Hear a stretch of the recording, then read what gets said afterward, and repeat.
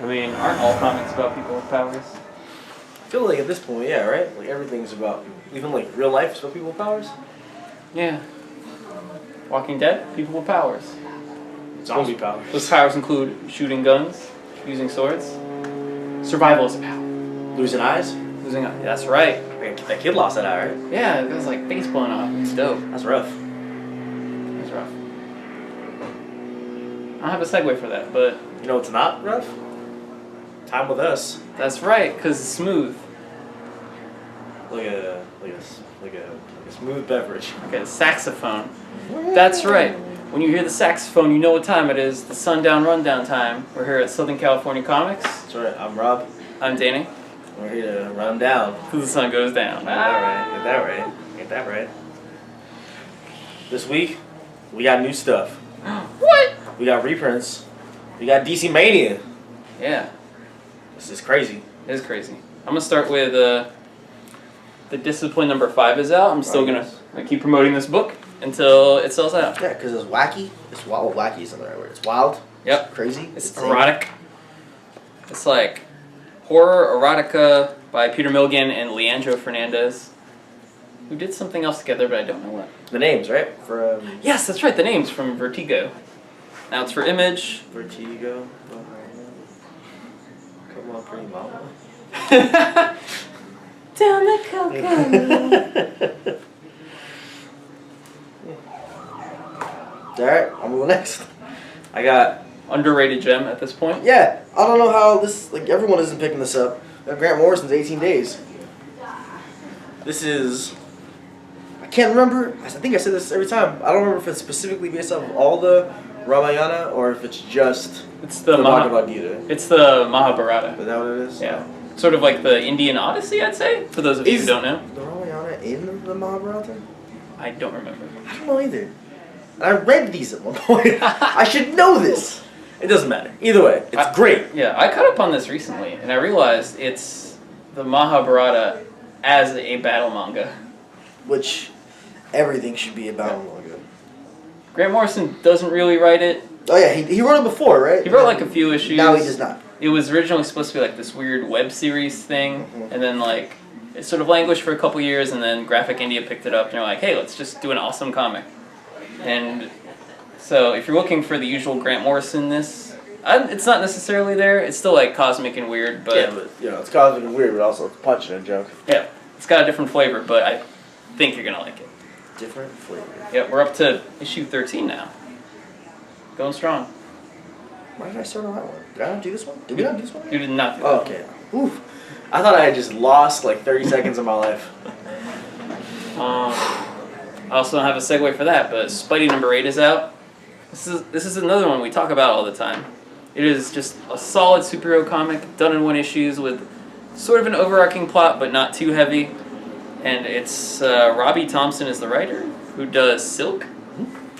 This is literally for you homies who are like, I don't like Pete with a business. I don't like him doing whatever. I want to see old school. This is literally old school Pete for you guys, for you homies. I just want to see Teenage Spider-Man fight bad guys like classic Electro. And this is great. The artist is Nathan Stockman, who has a very much of a Tim Sale vibe of, you know, Batman The Long Halloween and all those Marvel comics about people writing letters to their girlfriends. Yeah, stuff like that. But really cool book. I mean, it sells itself basically, but I feel like it's flying under the radar despite being a book about Spider-Man. Go figure. Wild, man. Wild stuff. I know this isn't the point of this comic, this is just a sneak preview, but Snot Girl's coming out soon. Everyone's excited for that, right? I am. I am as well. Either way, though, that's not the main thing. It's a preview in the Throwaways number 1. Yeah, that's right. Boom. Throwaways. Caitlin Kittredge, Stephen Saunders.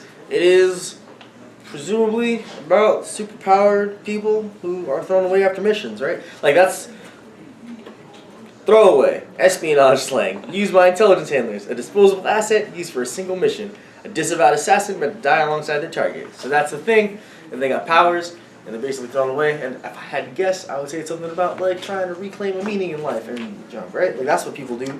Like Mission Impossible with powers. Yeah. Don't hold me to that.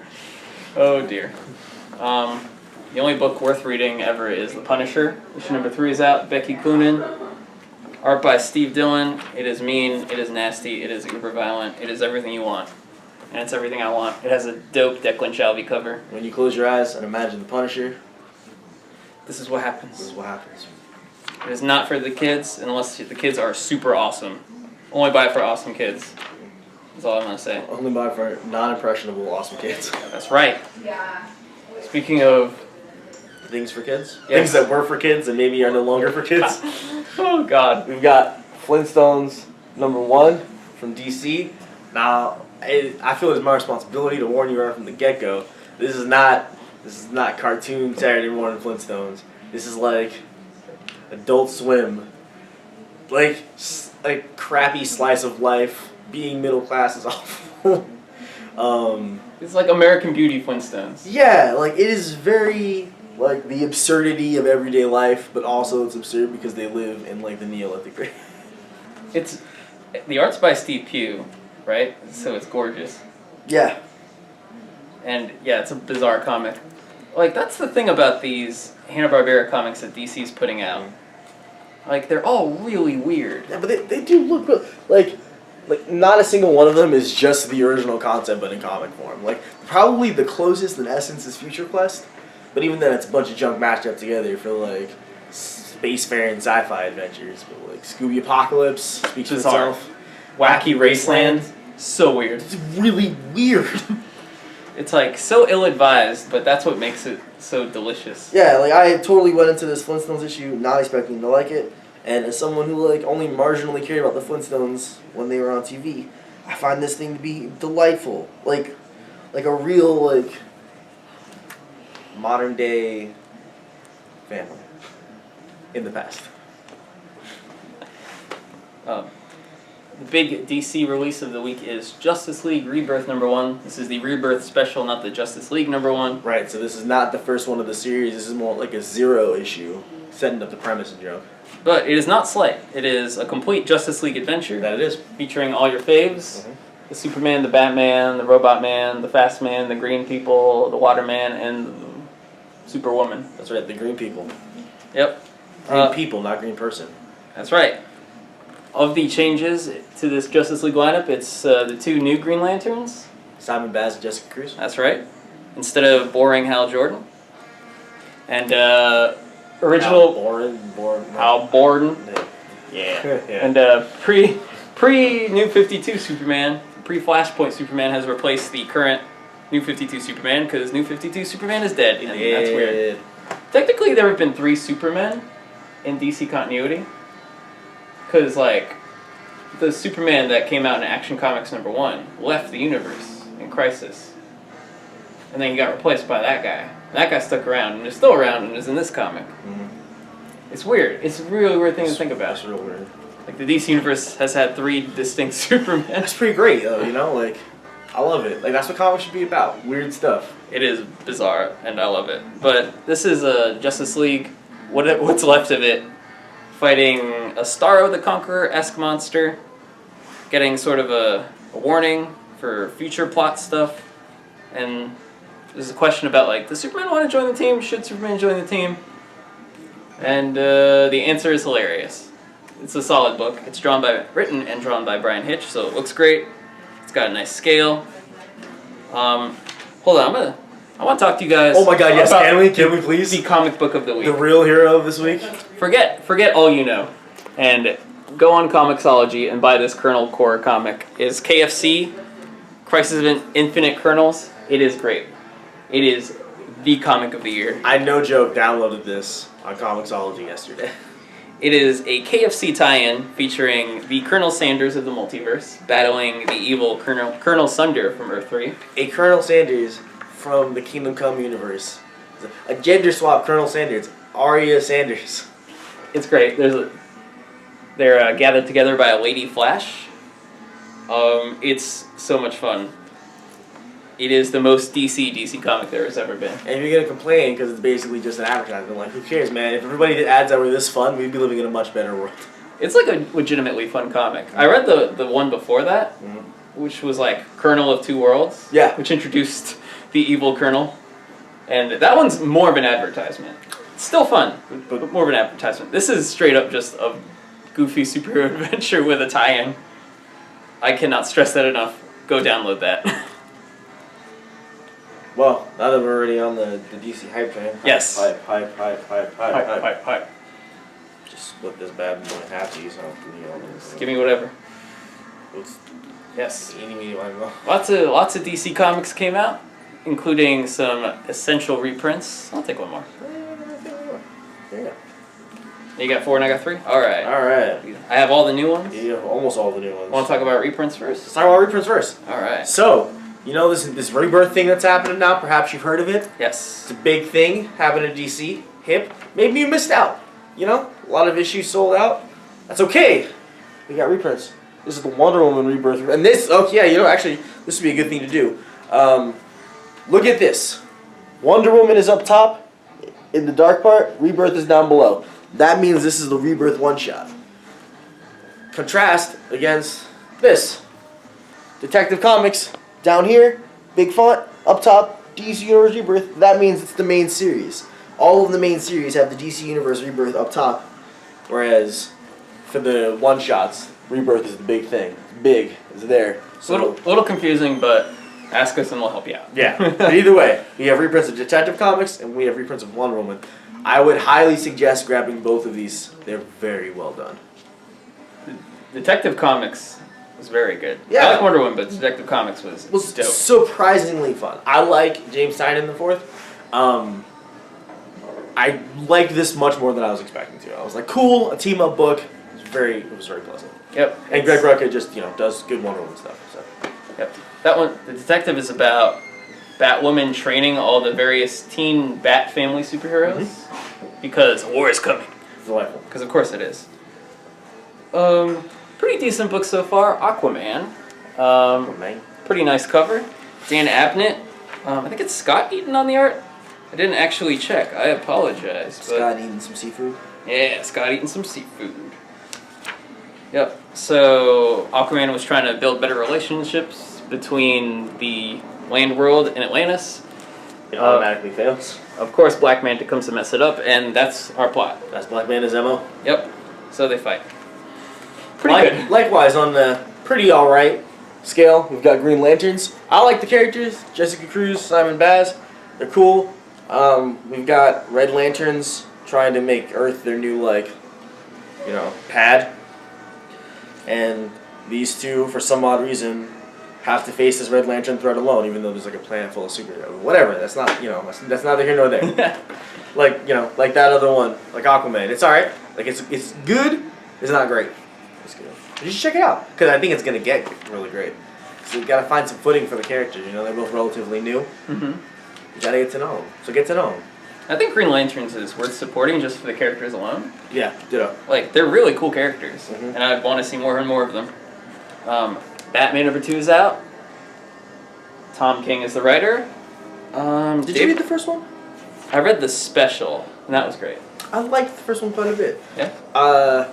Some fellows I know had a problem with it because at one point Batman does something akin to surfing on a plane, but he doesn't actually. He just holds on to a plane.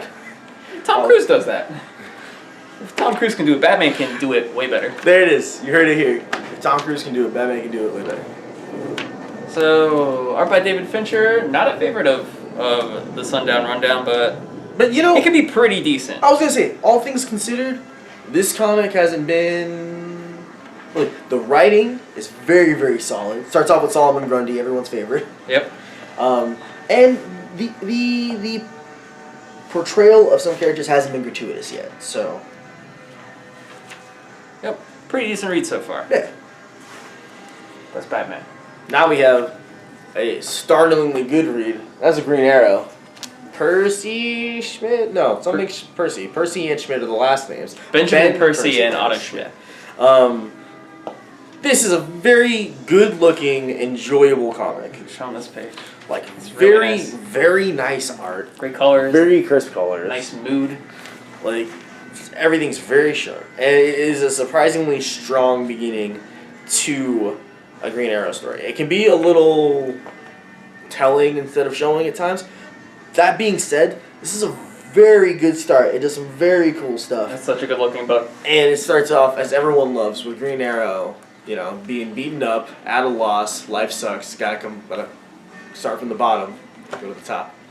So far, would you say this is the most must-read of the DC Rebirth? Because I'm kind of leaning that way. Yeah, I mean, like, everything else you know what you're coming into. Green Arrow is like, don't you dare think you know what you're getting into. Read this. Yeah, I like everything so far, but Green Arrow has been the strongest one. The one I'm like, I might stick with this one like month to month and not just like wait. Yeah, right? Yeah. Another solid book from DC, Superman. Another one that I'm a Superman guy. I love Superman. And as we said earlier, this is the pre-Flashpoint Superman. And it's the team of Tomasi and Gleason, as I said earlier, who make comics. They make comics the way you expect comics to be made. It's great. Good colors, likable looking people. Nice art. It's a good looking book. Yeah, it's a good looking book. It's good looking, it's fun, it's got that like wholesome Superman vibe without being like too cheesy because he's got to deal with being a parent. I'm really into like men having to deal with being fathers. Like that new God of War, he has a son in it, and I'm like, oh man, I'll play this. I don't even like God of War games. I'll play this because he's got a son. He's got to raise his son. I feel you. I'm probably revealing a little bit too much about myself. That's okay. That's okay. Yeah. We share on the Sundown Rundown. Yeah, that's right. The sun down, run down. Man and his son down, run down. It's like that song that I think it's the Elton John song. Don't let the sun go down on you. That's right. That's right. I don't want to talk about comics anymore. Nah, I'm done. Mostly because I ran out. That's fair. What should we talk about? Our feelings? We talk about how that scene at the end of Field of Dreams used to be cry every time. When his dad's like walking off into the field. He's like, you want to have a catch, Dad? And then his dad like recognizes him even though he's young. So was the field real or was it a dream the whole time? Because the title leads me to believe. Right, that this is a field of dreams, or that people like have dreams in the field, like only specifically in the field. Oh yeah. So were they real or were they ghosts? Who knows, man? Damn. It's ambiguous. Like Inception, but with baseball. Oh, they spin the bat at the end. Just see if it falls over.